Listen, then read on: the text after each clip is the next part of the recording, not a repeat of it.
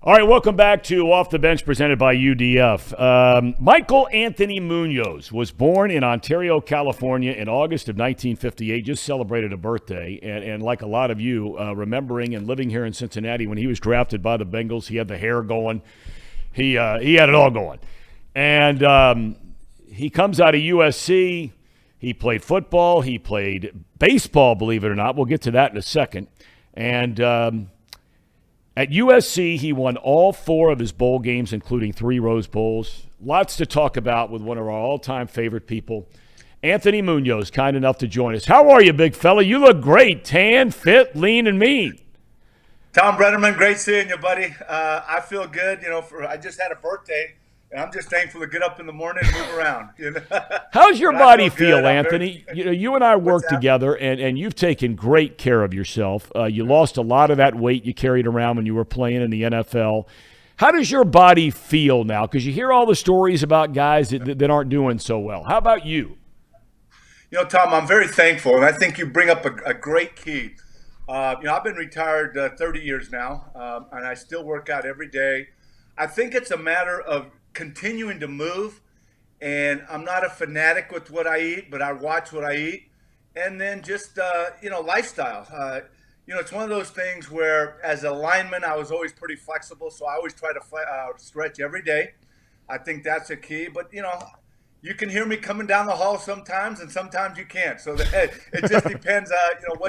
What's moving in the right direction when I wake up. But I would say I'm very thankful. Really, the only thing in the 30 years that I've had go wrong is my right shoulder. I've had that reattached a couple times being a little crazy with things, but that was playing days. I had it reattached twice when I was playing. But for the most part, Tom, I'm thankful. Didi and I talk about it that I can get. I usually go hour and a half in the morning, and I can play 18 holes of golf. And at nighttime, I'm not really sore. I feel really good. Tired, of course, but feel pretty good. So, as long as I can keep doing that and feel good, I'm going to keep doing it. But I'm thankful for all the years I did what I did, that I feel as good as I do. It's got to be painful for you, Anthony, though, to see and talk to and watch, whether it be up close or from afar, some of the players that aren't as blessed with good health, whether that's physically, whether that's mentally. I mean, some of these stories are just devastating of guys that did what you did for a long, long time. They are, and I hate to see it, and it's going to happen, and it happens, and man, I tell you what, it really breaks my heart. Guys that you played with, you watched play before you got in the league, and you watched after you left the league. I can just start out down the line. I mean, a guy that we played the same amount of time. Came in 80, finished 13 years. He was a right tackle for the Steelers. I was a left tackle for the Bengals. And he just passed last year of Lou Gehrig's disease, at my age, Tunchilkin. Yeah. And then you have Steve McMichael up in Chicago who's going through this. Ricky Dixon, who was quite a few years younger than me that I played with in Cincinnati, passed away. So you see you see the dementia, the Alzheimer's. And then, of course, the physical stuff. That's pretty much a given with most guys, that we're going to go through the joint replacements and the joint arthritis. But the thing that really just, besides the physical part, is the mental part. When you see guys that are still pretty much there physically, but all of a sudden mentally they're not there, and that's really what makes me sad. I want to go back to when you were growing up in Ontario, California. You clearly had a family that steered Anthony Munoz and your siblings in the right direction. What was life like in the Munoz house when you were a kid growing up? Well, it was a little bit of survival mode, a little bit of chaos. My mom raised 5 by herself. I had 2 older brothers and I had 2 younger sisters. I was right in the middle. I lost a brother that was 2 years older than me last year. So I still have my oldest brother who's 8 years older than me. I lost a sister that was just below me by a little over a year, 2 years ago. And then I still have my youngest sister who is 5 years younger. So the youngest, the oldest, in the middle still. We lost mom 6 years ago. But it was one of those things, Tom. We didn't have a whole lot. We never had a car. Never had a lot of the material things. She worked 2-3 jobs to provide for us, but we knew there was support and there was love. For me, athletics was very important at a young age, but we also knew that mom was the boss. So during the school year, if I wanted to go out and play baseball, which we did in Southern California basically year-round, get my homework done. During the summer, if I wanted to show up at the park 7, 8 in the morning, throw out the bases and play baseball, we had to get our chores done. And I wasn't just like taking the trash out, Tom. It was mom taught us how to cook, how to wash clothes in the washing machine, how to hang them up, how to iron, how to sew, how to clean house. So 5 kids, we had to do all that for each other because she was gone 6 in the morning working every single day. So she taught us work ethic, responsibility, and there was a lot of support, not only from mom, but uncles, coaches, teachers. So, and all families aren't exempt from, the kids going in, wrong direction at times. I'm just thankful that for me, I had those examples that I didn't really go off the rails crazy. Of course, I just got a job and I interviewed and they did a background check and I said, if you go after my freshman year in college, I'm okay. Don't background check. But so that's how it was growing up. I knew that hopefully athletics was going to get me out of that environment, allow me to provide for my family. Got to high school and football, basketball, and baseball. So when you talk about the Munoz household, very supportive in everything we did. Even though we didn't have a car, mom was at all our events, all our baseball games, all our events. She found a way to be there. That is just amazing when you think about the way your kids have grown up, my kids have grown up, the way so many kids are growing up today. And we're going to circle back to that a little bit later on as it pertains to your foundation that you started in 2002. When you are in high school, obviously you're big, you're strong, you're unbelievably athletic. But your first love was baseball, if I'm not mistaken, more so than football. Was a big part of your decision to go to USC, besides them being a power and they're nearby and all that kind of thing. But having the ability to play both when you went there? That was part of the decision that came into my decision. You mentioned baseball. I started playing baseball when I was like 6, 7 years old. I wanted my name on my glove like Brooks Robinson because I was a third baseman. I idolized Juan Marichal as a big kid. I had the high leg kick as a pitcher. So those were the 2 guys that I wanted to be like. So my dream was to be a Major League Baseball player. And, so then fast forward to high school, started 3 years on the varsity, 3-time All-State, played 2 years of varsity football, only 2 years All-State. But still in high school, even though I continued to grow, 6'4" my sophomore year, 6'5" my junior year, 6'6", 290, 300 my senior year, baseball was still my first love, and still I was being very successful. So when I started to get recruited, I always wanted to go to USC. I just wanted to go there. But when they said you can play baseball, forget it. I always used that as a recruiting pitch, but I knew USC meant it because they had a track record of letting guys do that.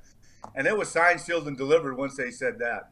And you had a chance to actually pitch for a team that won a national championship at USC. I'm talking about baseball now, not football. Yeah, I did. In fact, my freshman year, I didn't get a chance to play baseball because I was rehabbing a knee. So my sophomore year in school was actually my freshman year of baseball. And we were loaded, Tom. I mean, our team was unbelievable. I played a few games on the JV, DH'd a little bit, then my arm got into shape, and he put me in the bullpen on the varsity. So most of the year I was on the varsity team. We went to Omaha. We just didn't win the World Series. I mean, it was like Michigan 8-0 in the top of the first, so we pitched the whole pitching staff. We beat Arizona State twice with Hubie Brooks and Rob Horner.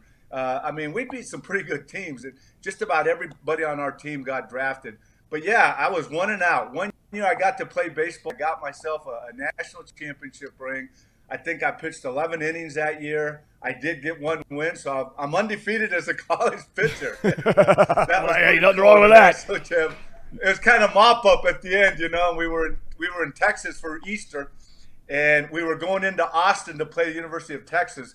And I think it was Eastern Michigan was there, and we had scheduled 1 game, and our starting pitcher took a line drive in the first inning. So coach put me in, and I pitched enough to get the win that game. But almost got a chance to pitch in the World Series. So I mentioned the Michigan game.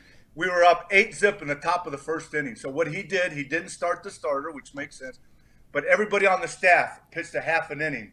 And there was myself and another freshman pitcher. We warmed up and we ran out of innings. We thought we were going to get at least a half an inning. But the fact that I got to warm up in the World Series and just be there and win was unbelievable. On the football side, I mean, you are it from the get-go there. Your junior year, you have this great season. Now comes your senior year at USC, and you get hurt in the season opener. You injure your knee. And I want to read a quote from Coach John Robinson, because what you did is you tore ligaments in your knee. You missed the rest of the regular season. You had the choice at the end of the year to come back and play in the Rose Bowl, which you did, and you beat undefeated Ohio State, or you could have taken a medical red shirt. You decided to come back and play in that game, wiped out your red shirt. John Robinson says, that's a perfect game. It's one of the greatest things I have ever seen happen or will ever see happen. Him coming back to play in that game. When you got injured in the season opener, and everybody knew that you were going to be a big high-round pick in the NFL, when you get injured that first game and you know it's going to be a long time before you're able to get out there again, can you remember what you were thinking about in terms of your future as a football player? So I do. It was a long time ago. I'll never forget the day after surgery, Cedar-Sinai Hospital. That's back when they kept me in the hospital 2-3 days. I did a live hookup interview. And I'm sure most people know this name. Bryant Gumbel was an NBC sportscaster in LA. And he hooked up live. I'm in my bed at Cedar-Sinai. He's doing an interview. And the last thing he says, he goes, Anthony, this was my third knee operation, get it? A freshman, junior, late junior year, and then senior year. Bryant says, Anthony, when is enough enough? This is your third knee operation. When is it time to say, okay, let's move on? And I said, Bryant, I still have the passion and the desire to come back for one more chance. Tom, that one more chance was not the NFL draft, was not an NFL camp, was to play January 1st. We just come off a national chip my junior year in football also. Heisman Trophy winner Charles White. We were ranked number 1 when I got hurt in Lubbock, Texas, second time we had the football first game. I knew we would win the Pac-10 again and go to a Rose Bowl.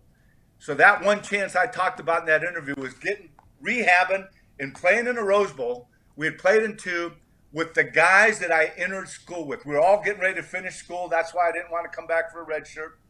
I had enough school, didn't want to go to grad school. I wanted to play in a Rose Bowl with Charles White, Brad Buddy, Paul McDonald, Ronnie Lott, Dennis Smith, Joey Brown. I hadn't played in a Rose Bowl with these guys, and that was that one shot I wanted. So as soon as I got out of the hospital, Dee Dee and I had been married about 2 years. She thought I was a little crazy. I was jumping rope in my cast. I was lifting weights. I would go to class, go to rehab, lift weights, and then back to the apartment for homework. And she'll tell you now, she thought I was a little crazy. And maybe I had to be. And during the season, I stayed with the team. Back then, I would wait, and guys, they get their tape job, and then right before the game, it's a little loose. I need to get spatted.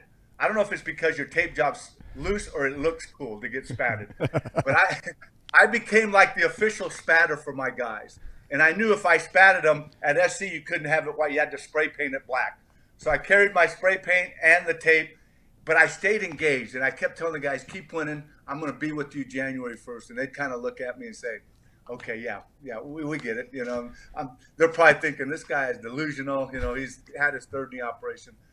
But that was my whole focus, was to get ready to rehab. I'd been through 2 rehabilitations, so I knew what it took. And we won the Pac-10, and I had to convince John Robinson to let me start practicing. About a half an hour in his office. He didn't want to, and I understood the dilemma he was in. I mean, here's a guy that's had his third knee operation. I mean, is he coming back to? Finally, after about a half an hour, he said, Anthony, if you go to the doctor and he gives you an okay, I'll let you start practicing. Man, I flew to the doctor, and the doc said, there's no reason why you can't start practicing. Because I tested both legs, 2 surgeries on my right, this was on my left. By this time, December of that year, after 3 months from surgery, my left leg was now stronger than my right leg, and I was busting both of them. So I made every practice. Now, my conditioning during that whole time, I could get on a bicycle, and I felt like Lance Armstrong. I mean, I could bicycle all day long. So getting out to practice and running 110s after practice was a little hard at maybe the first 2 or 3 practices. But my cardio was there. I got my legs under me, and then it just kicked in. And I got to play I think I took 2 downs off during the game because I was almost hyperventilating. I was so excited. But we happened to have a pretty good freshman lineman in Bruce Matthews who came in. Yeah, not bad, not bad. Yeah. Yeah, and so I played the whole game. And I tell you what, Tom, to be on that team and to beat Ohio State and having to go 80-plus yards to win the game on the ground was just, I mean, the game of my life. And, you know, to hear that quote from John Robinson, I can honestly say after looking back, in about 30 of the 50-some games I played, that was probably the best game I played at USC after missing the entire season. Not thinking about draft or anything. Like I said, I was thinking about January 1st, the granddaddy of them all, 82, 83 degrees, playing the number 1 team, and that was my thought.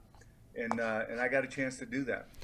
Okay, so after that's over, now all of a sudden, I got to believe your attention swings to the potential of the draft. Okay, and I think your junior and senior years combined, so you played a total, if I'm not mistaken, of 15, 16 games, something in that neighborhood. So now teams are trying to decide, all right, what am I going to do? And for younger people out there, teams watching you, drafting you, scouting you, contacting you is so different than it is now. I mean, they poke and prod every part of your body, and probably in your case, to some extent, perhaps they did back then. Did you have any gut feeling, I guess, 1, about Cincinnati, and 2, that you would be a top 3 pick in the draft? Did you even see that coming as a possibility? Had no clue. Before my senior year, they were talking top 5 pick. Once I got hurt, all the experts said he'd be lucky to go as a free agent. Maybe a late round pick, but probably a free agent. So my whole goal after that Rose Bowl was just to, and granted, I'm finishing up school, so I had class.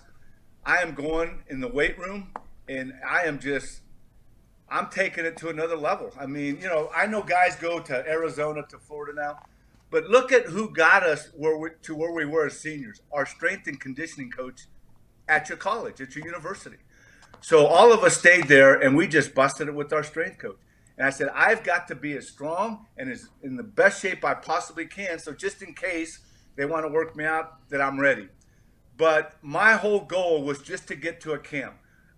And it really didn't consist of being drafted. I didn't know if I was going to be drafted, but hopefully somebody would say, hey, we want to take a shot. We want to sign you as a free agent. Come to our camp. I just wanted a chance to try to compete, see if I could compete on that level. And as far as the Cincinnati Bengals, they had just hired Forrest Gregg. They had the 3rd pick.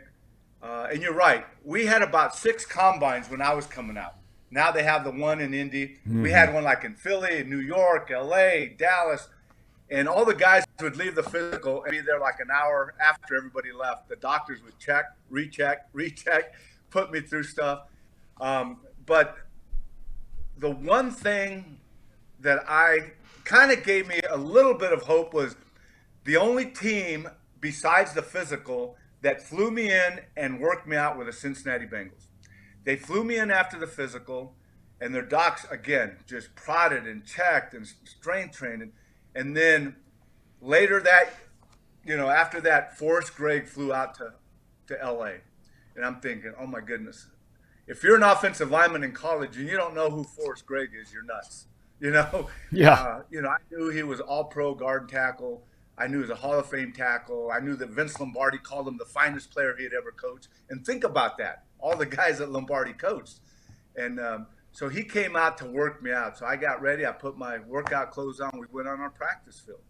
And for about 2 hours, man, he put me – and Forrest was still in pretty good shape as a head coach at 19. He was probably maybe 40 years old, maybe not even that old, about 250. And he jogged every day. So, I mean, it was like he put me through just about every offensive line drill. And I said, here's my chance. And the story that I share, that is no exaggeration, and we got to share it 2 years after they drafted me. We went to the Super Bowl during media week. The last drill he put me through, and you have to understand, at USC with Hudson Houck, our offensive line coach, who coached 30 years in the NFL, we were using our hands, man. We were punching. That was kind of on the cutting edge. That's when it all started. And so Forrest says, I'm going to line up at defensive end, and I want you just to react. So he lines up. I'm in a left-handed stance. He's on the outside of me. He fakes outside. He goes inside, but then he goes to swat my outside shoulder.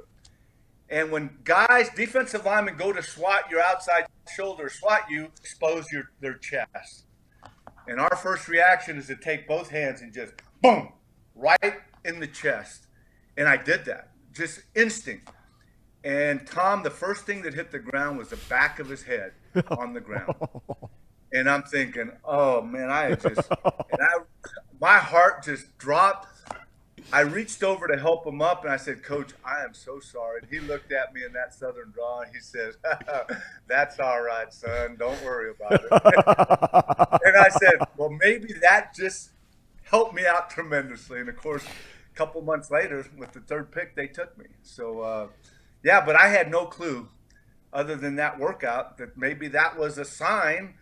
So when draft day rolled around and we got that call right away, because the third pick of the draft, they're calling you right away. Right. And it happened, and I'm thinking, who is calling me? My relatives are calling me to see if I've been drafted. Got to get them off the phone because I might get a call. All of a sudden, the secretary says, Anthony Munoz. I said, yep. She goes, Cincinnati Bengals, can you hold for Jim McNally? And I'm like, oh, my goodness. I'd met Jimmy in January. He had just been hired as a line coach. I had lunch with him and with Pete Brown. And he gets on the phone. He says, Anthony, you're our guy. We just taken you. And I'm like, I hang up the phone. I'm like, holy smokes. I look at Didi, because we're in our one-bedroom apartment there at USC. 6'6", 300 pounds. I'm weeping by then, you know. And then I kind of composed myself. I said, Didi, we're going to Cincinnati. And Didi looks at me and goes, where's Cincinnati? Of course, right. I said, I don't care, but we're going there as a third pick. When you get on that plane and you fly to Cincinnati with Didi and, they have the press conference to introduce you and all that kind of stuff, had you met Paul Brown yet? And you mentioned earlier about, if you're an offensive lineman growing up and in the time when you did, if you didn't know who Forrest Gregg was, and you probably shouldn't be playing football.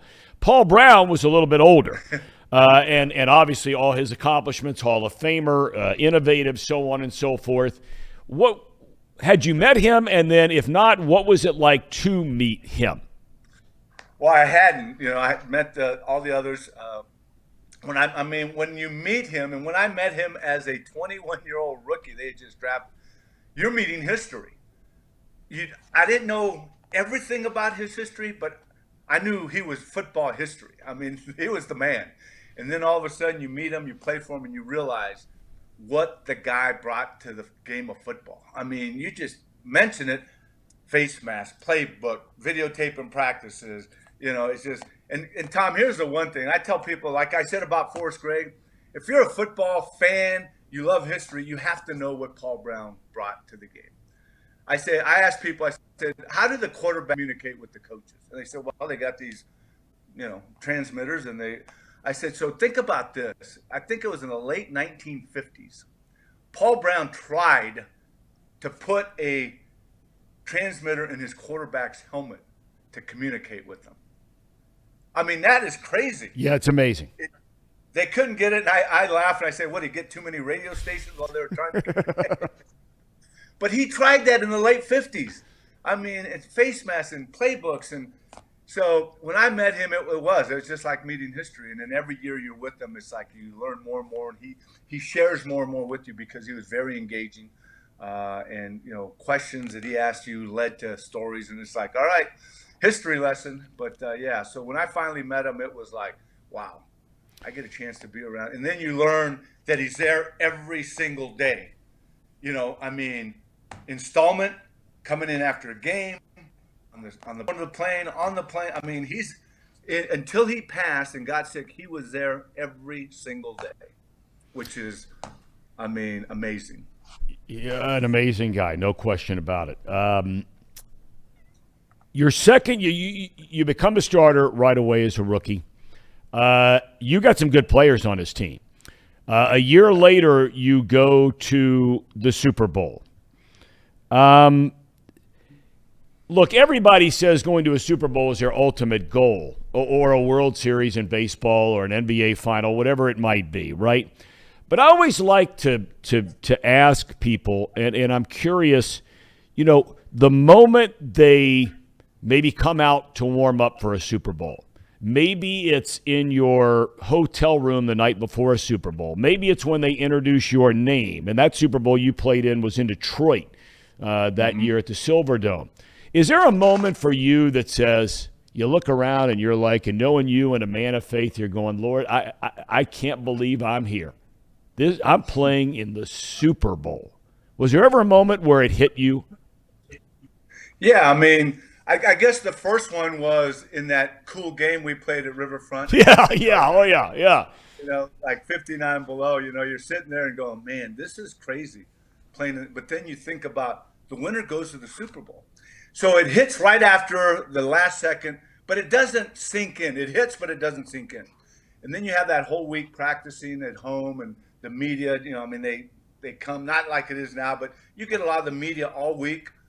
Coming into Cincinnati, and then you go to the city. We went to Pontiac, Detroit, and I guess media day there. You're in the stadium, and they have you set all up in the stadium, and you just kind of are looking around, and you're thinking, man, this isn't a preseason media gathering. This is a Super Bowl, a pre-Super Bowl media day.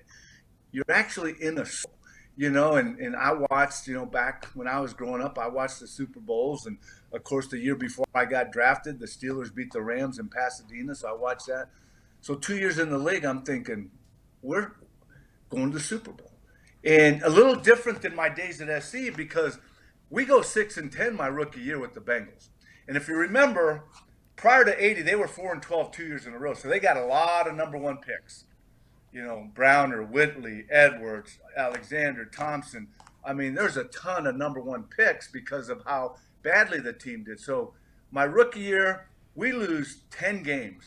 I don't think I lost 10 games in 4 years of high school and college. So that was like, but you could see the team getting better. We had, out of those 10 losses, maybe half of them we could have won if we would have held on late in the game. And then, so there was some encouragement there. But then, going in that second year, 5-2, we go to New Orleans, 5-2, and we're having a pretty good start. But then they just spank us. I mean, they beat us good. We're 5-3. We get shellacked, and we get the heat from the press. But then that month of November, we go 5-0. And I'm telling you, we don't only go 5-0. We have teams put away by mid to early third quarter. And then we start thinking playoffs, but not Super Bowl. So Super Bowl sinking in wasn't for a while. I mean, I'm like the week after the AFC, the week up in Detroit. That's when it starts to sink in, and you're like, you look around. And then pregame, you run out. And that's when, because usually you're home, they're all your fans. You're on the road, nobody's rooting for you. But you run out, and half the stadium's rooting for you, and half the stadium's the opposing team fans. So, there's a few things that all of a sudden you look around and say, wow, we're the only two teams playing. We're in the Super Bowl. I mean, it's hard to comprehend, but then it starts sinking in. Over the next 7 years after that Super Bowl loss to the 49ers, you're a Pro Bowler every year. You end up in 11 of them. Every one of us has seen guys that have incredible success. And now success becomes more success and more success, not just in sports, in life, business, whatever it might be, right? And they start to lose an edge. I'll be the first guy in the world to admit I started at times in baseball to sort of lose mine a little bit despite all the success. Did you ever find yourself in a moment where you had to catch yourself and like, man, I got to get back to that guy who was getting ready to play in that Rose Bowl game? After missing the entire year. I got to get back to that guy getting ready for the draft after playing in the Rose Bowl game. Did you ever have a crossroads, something like that, Anthony? You know what, Tom? I can honestly, I really didn't, because my whole philosophy even being the number 3 pick, when I first got here, I had to earn a job because I was young, high draft pick. And then you mentioned the Pro Bowls. And even though I was making the Pro Bowl, I'm getting closer to 30 years old. And in this league, closer you get to 30 years old, you're an old guy. So my whole philosophy was, I worked this hard when I was young. I got to work this much harder when I'm getting older. So I can honestly say that it wasn't until I think before that last year, and I always told myself when I felt like I lived up in Mason early in my career, I told myself when I drive down 71 to go to practice and I feel like I'm going to work, that's when I believe it's time to retire. And that's when, and not one off season, not one regular season, even though we had some tough regular season, when I would hit Sycamore High School to run, man, at 23, 29, 30, I was probably in better cardio shape at 34 than I was in 24.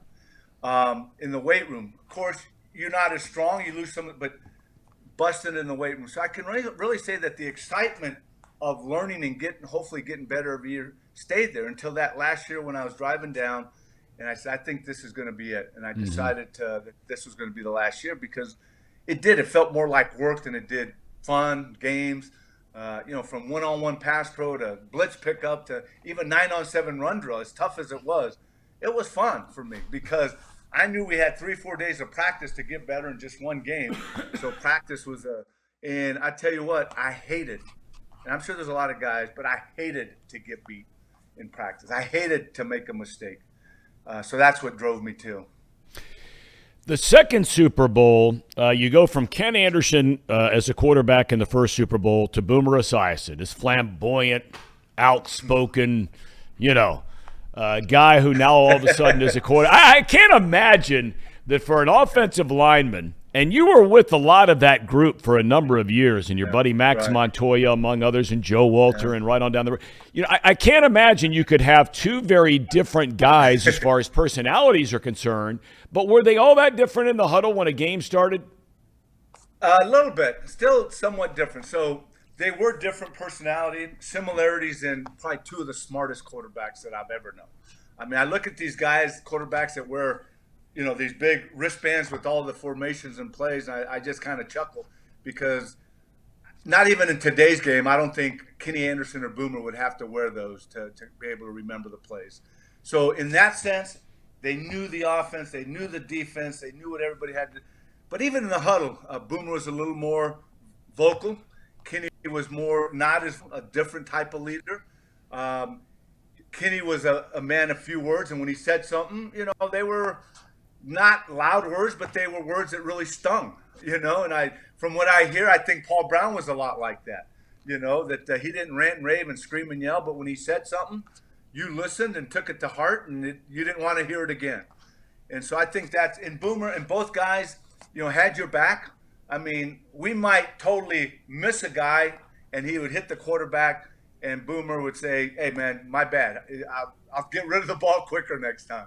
And Kenny was the same way. They wouldn't throw the lineman under the bus. So, but yeah, personality-wise, that's probably the big difference. But in the huddle, personality in the huddle, somewhat different the way they handle things. The story. And I was working at the NBC affiliate in Cincinnati at the time, my first job out of college, and they had asked me to go down to do a bunch of grunt work leading up to the Super Bowl in Miami. And then I fly back home for a day or two, and then the story hits about Stanley Wilson. And for those who don't remember, Stanley Wilson was an extremely talented running back. And I always found him to be a very pleasant guy. I mean, everybody's got their demons, and everybody's got their issues, and everybody's got, situations in their lives that they have to deal with. Each and every one of us is the same in that regard, some greater than others. But what do you recall about that day before the Super Bowl when all of that happened for you? I mean, here you're getting ready to play in the biggest game of your life. And now all of a sudden, your heart's being torn out because you're worried about a teammate. Or maybe you're mad at a teammate. Yeah. Mixed emotions. What are we, Super Bowl 57 coming up? And that's a couple years ago. and the memory is like it happened this past weekend. So we were downtown Miami. The original hotel was downtown during the week. Saturday, we moved out to a smaller hotel away from the crowd, away from the families, closer to the stadium. And our routine was dinner. Right after dinner, we had our meetings. And that night, we had dinner, and Sam says, hey, there's a Super Bowl special on. After dinner, go back to your rooms, watch the special. We'll meet right after it's over. We're in our meeting rooms. And, of course, you mentioned Stanley, probably one of the most charismatic guys I'd ever met. He had had a couple falls during the season where he was suspended, but he'd come back, an amazing running back.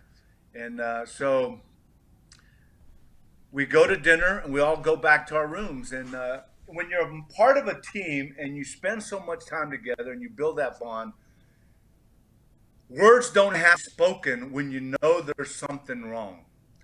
So we all gather back at the meeting room after the special, and you could just feel the room that there's something wrong. No coaches in there, just all the players, and everybody's kind of, what's going on. I'm sure some guys knew but weren't saying anything. And then as soon as Sam walked in, you knew that something was wrong. Didn't know exactly what was wrong, but then he proceeded to tell us exactly what happened and where they found Stanley and what he was doing. And like I said, a variety of emotions. So the first one for me was, here it is, the guy, his life is messed up again. I'm not thinking biggest game of your career yet. I'm thinking here's a guy that is just, man, let this demon, let this disease, let this drug get him again. So that's the first thought. And then all of a sudden the other emotions. I mean, career, we need the guy. He's let us down, but then it's okay. We got to go out, next guy up. We got to, so you're going, your mind is racing and going from, just feeling sorry for the guy to angry to now we got to pull ourselves up by the bootstraps. We got to get over this. But it's tough because it's like a bomb just hit us the night before the game. I mean, the emotional. He's a brother, man. He's a family member, and this happens again, and it's just like you just feel terrible. And so yeah, it was tough going. I mean, that night before, then you got to meet and you got to finalize your game plan, and then you got all day the next day to sit around because the game's at night.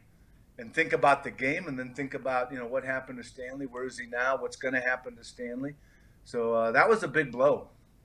You got a big blow in the game too. All of a sudden they're down the stretch. I still think one of the coolest stories, and had the Bengals won that game, I think it would go down in Super Bowl lore because I was mentioned working at Channel 5, and I had flown back to Miami the day before the game when the Stanley Wilson stuff happens, and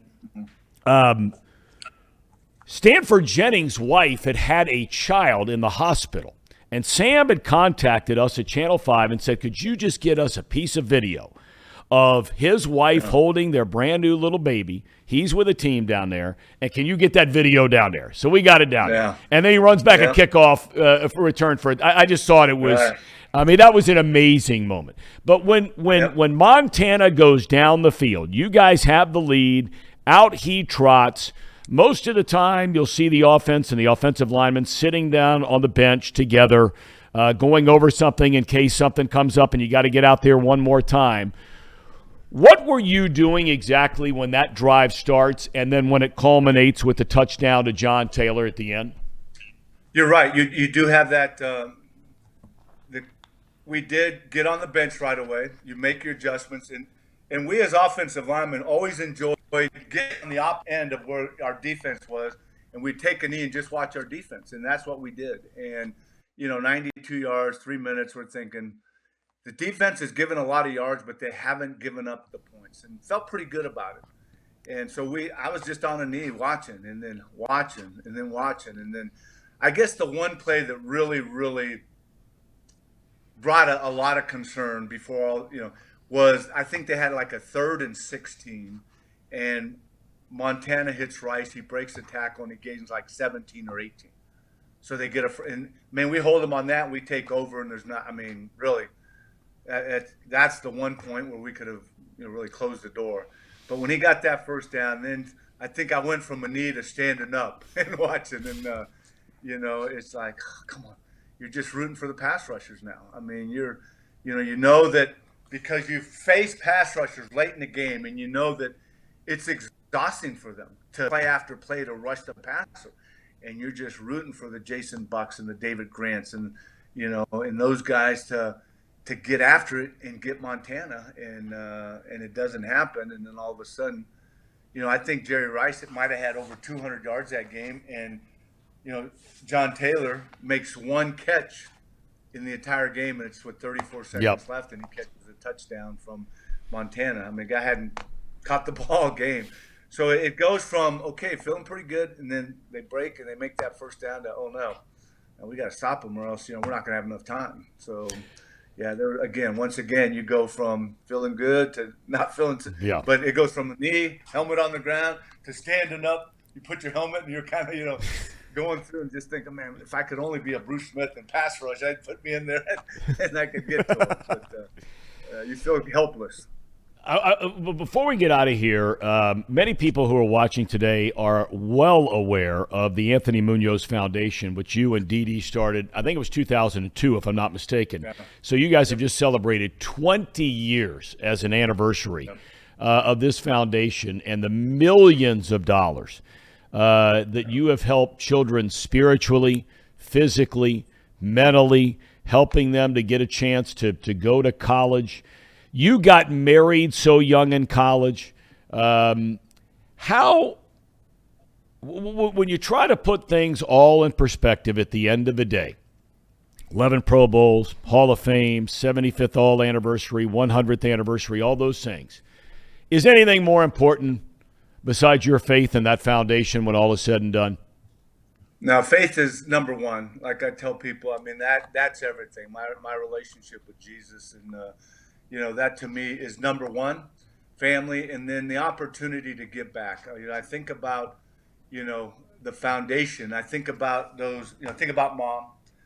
Think about about teachers and coaches that poured into my life and kept me pretty much thinking in the right direction.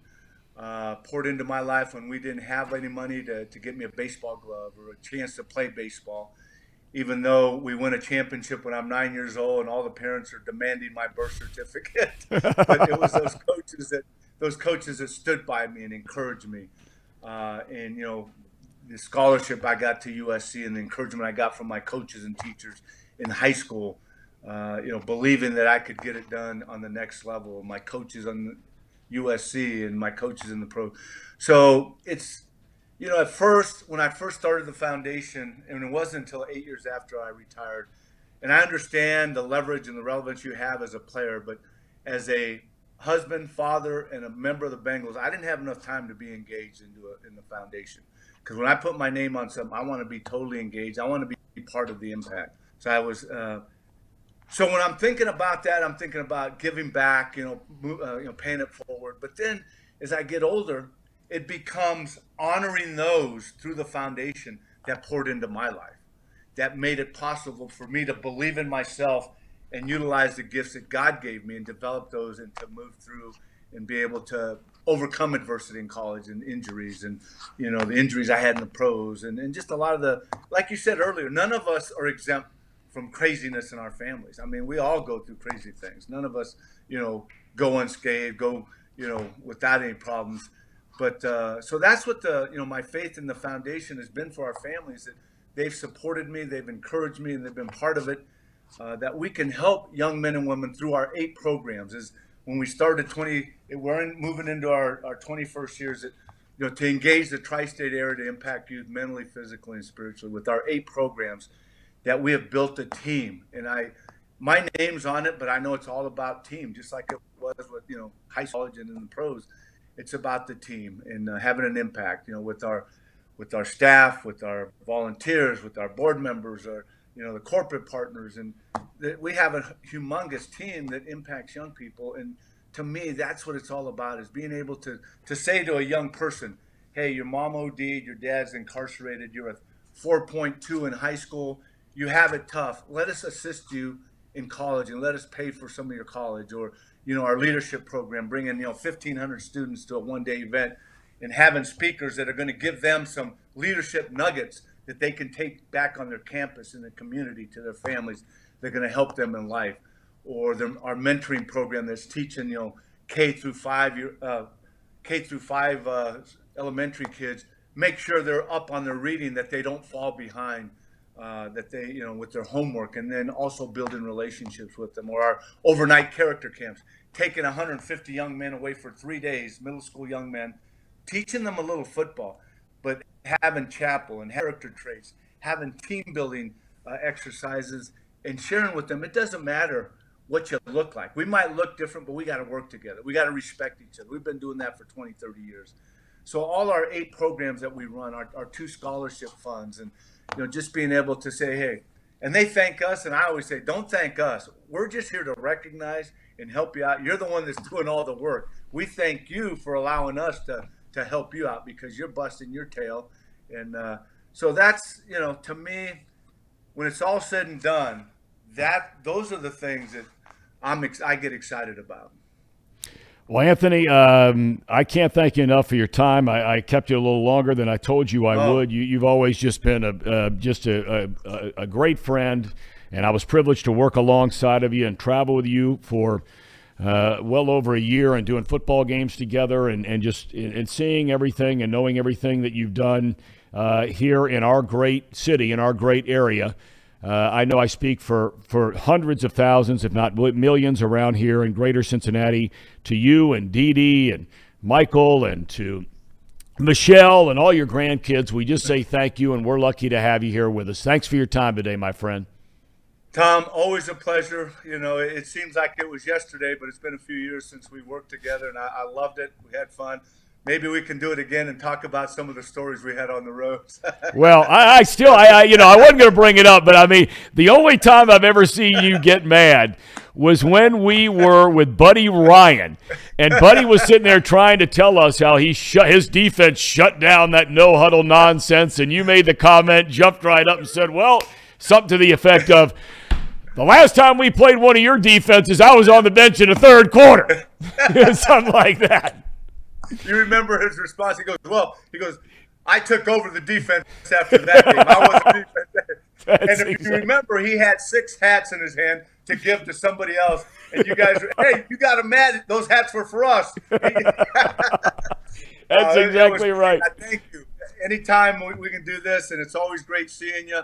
Always great being with you. I appreciate your friendship, and this has been fantastic. Thank you, Anthony. Thank you for your time. All the best. Anthony Munoz. I didn't want to keep him. I told him I wouldn't keep him any longer. I didn't even get a chance to ask him about the Bengals this week. He does their preseason games on television, and he has great insight, and I dropped the ball, and shame on me. I just think there's so much more to the man and the person, Anthony Munoz, than just talking about football.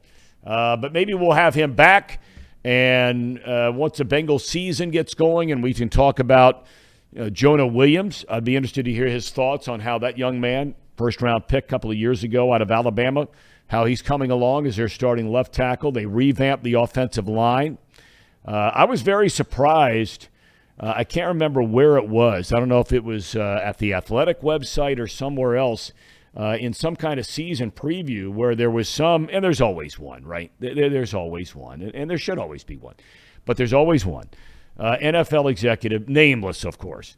Why can't you ever just put your name to something? If you got something to say, put your name to it.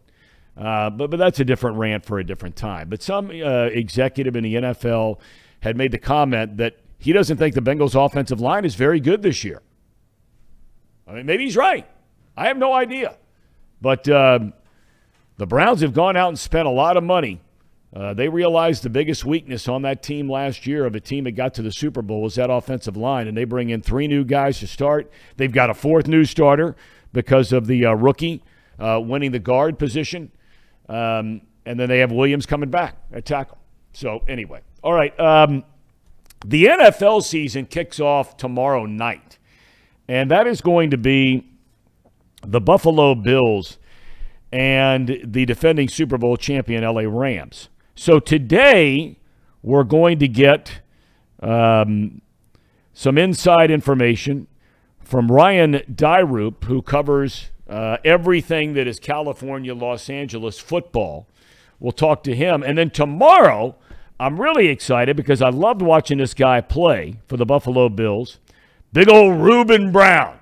I remember Chris Collinsworth saying that when he was like a rookie or second year in the league. That big old Reuben Brown over there in Buffalo when the Bengals had great rivalries with the Bills. But he's going to join us tomorrow to bring us a Buffalo perspective. Many feel like the Bills and the Rams season opener. It could also be the last game we see in football this year at the Super Bowl in Glendale, Arizona. So he is still coming up. My dad, Marty Brenneman, is coming up, although we taped him yesterday, and his internet's brutal. I don't know what else to say.